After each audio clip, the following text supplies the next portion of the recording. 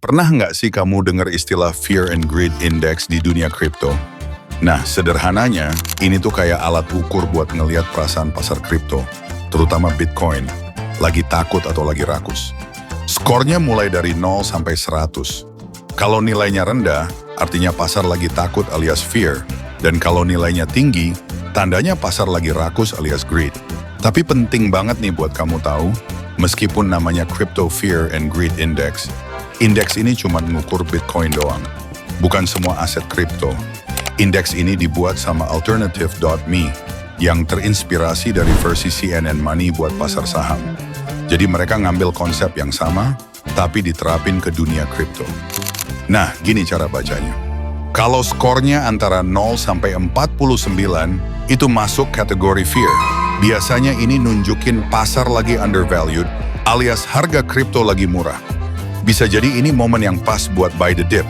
Tapi kalau skornya 50 sampai 100, itu artinya pasar lagi greed, alias lagi serakah. Harga udah tinggi, dan kadang jadi tanda kalau pasar bullish ini bisa aja bentar lagi selesai. Terus, gimana sih cara kerjanya indeks ini? Ada 5 hal utama yang dihitung buat nentuin skornya. 1. Volatilitas. Ini ngukur seberapa besar perubahan harga Bitcoin. Kalau volatilitasnya tinggi, artinya pasar lagi banyak ketakutan.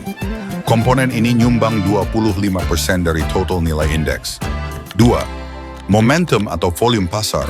Juga 25% dari skor. Kalau volume beli lagi tinggi banget saat pasar positif, artinya orang-orang lagi greedy banget. 3.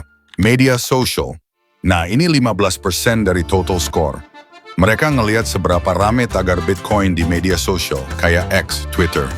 Semakin banyak interaksi, makin tinggi level greednya. 4. Dominasi Bitcoin, 10% dari skor. Kalau dominasi Bitcoin naik, itu tandanya orang-orang lagi pindah ke aset yang dianggap aman. Tapi kalau turun, berarti banyak yang mulai spekulasi ke altcoin, alias tanda pasar mulai serakah. 5. Tren pencarian. Komponen terakhir, juga 10%. Mereka ngelihat tren pencarian Google. Kalau banyak orang nyari berita negatif soal Bitcoin, biasanya pasar lagi takut. Nah, hasil akhirnya ditampilin lewat jarum indikator. Misalnya, kalau jarumnya di angka 71, artinya pasar lagi greed. Kalau udah di atas 75, itu masuk ke extreme greed. Sinyal buat kamu mungkin mulai mikir ambil untung. Tapi kalau jarumnya turun ke 24 atau bahkan di bawahnya, itu artinya extreme fear. Pasar lagi panik, banyak yang jual asetnya, dan kadang justru itu momen bagus buat beli.